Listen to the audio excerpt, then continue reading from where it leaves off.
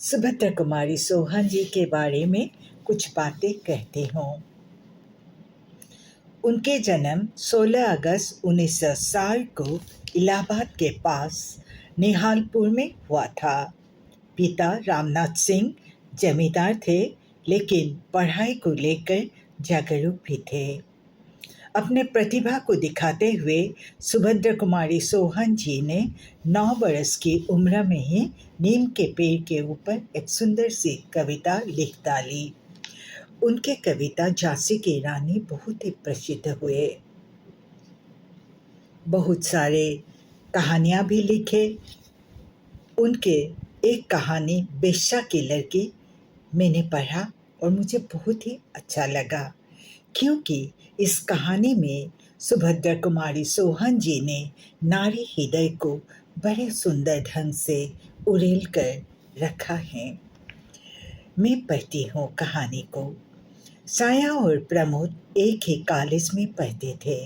साया नगर की एक प्रसिद्ध नर्तकी की कन्या और प्रमोद नगर के एक कुलीन ब्राह्मण का पुत्र। नगर में एक बड़ा राधा कृष्ण का मंदिर था। साया का माँ इस मंदिर की प्रधान नर्तकी थी।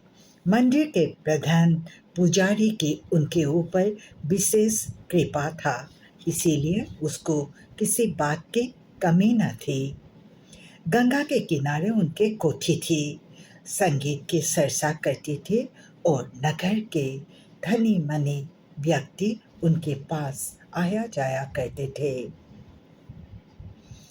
और इसीलिए राज रानी को किसी के घर में जाकर संगीत पेश करने की ज़रूरत भी नहीं पड़ती थी। छाया राज रानी की एकलौती बेटी थी। बचपन से ही छाया को पढ़ने में रुचि थी, इसीलिए माँ ने पढ़ाई विद्यालय में कराया। उसके बाद कॉलेज में भी दाखिला लिया।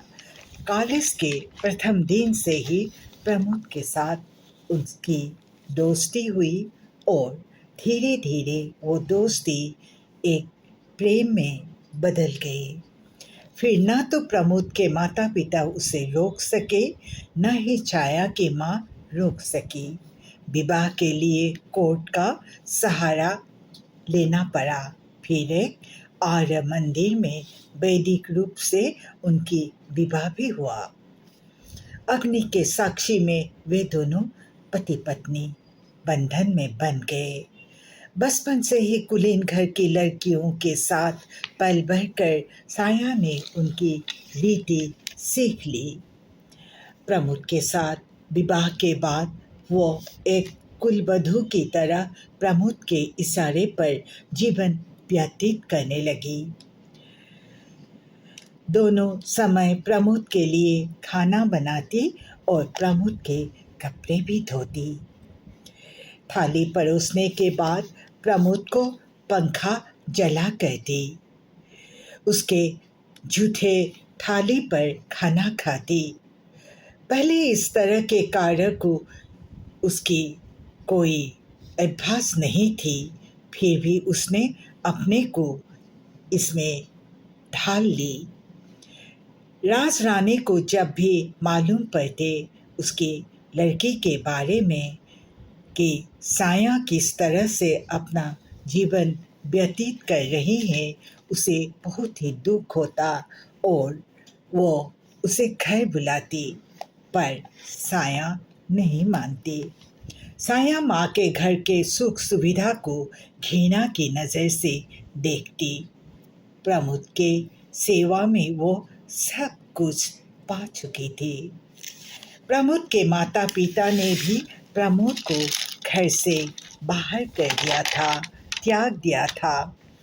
उसके शादी के कारण समाज ने उनके सर नीचा कर दिया था, लेकिन कुछ इन्हीं गुने दोस्तों ने प्रमोद को नहीं छोड़ा। इनके साथ और साया की प्रेम में वो सुखी था। धीरे धीरे आर्थिक कमी घर में दिखने लगी। कॉलेज में एक पोस्ट खाली हुए थे उन दिनों। साया ने भी कहा कोशिश कीजिए। लेकिन प्रमोद ने कहा, क्यों मुझे तुमसे दूर जाने को बेबस कहते हो? साया चुप हो जाती। इसी तरह और कुछ महीने बीत गए। प्रमोद के हृदय में साया के प्रति जो मोह उपजे थे, पहले पहल घटने लगा धीरे धीरे। वो साया से बातचीत करने पर अक्सर रूठ जाया करता था। एक दिन प्रमोद के माता पिता को भी प्रमोद का खूब याद आया। प्रमोद के पिता एक कंगन खरीद कर प्रमोद के घर जाने वाला ही था कि रास्ते में प्रमोद मिल गया।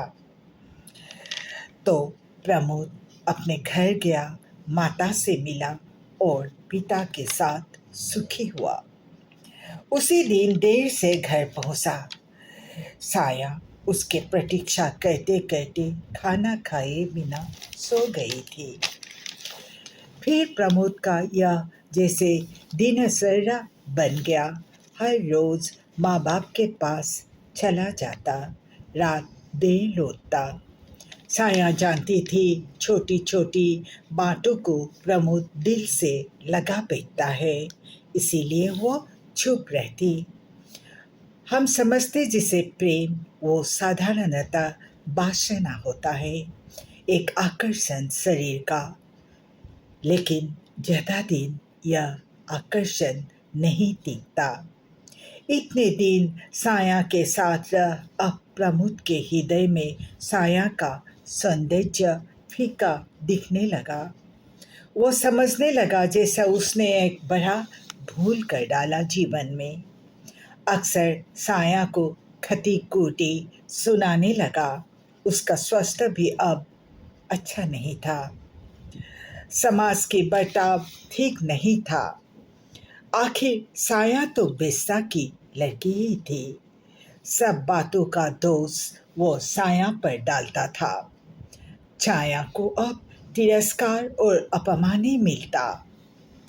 पत्नी के रूप में साया ने अपने अस्तित्व ही खो चुकी थी।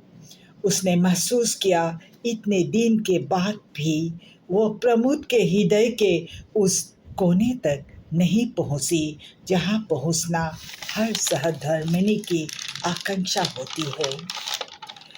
उस दिन शादी की सालगिरह थी।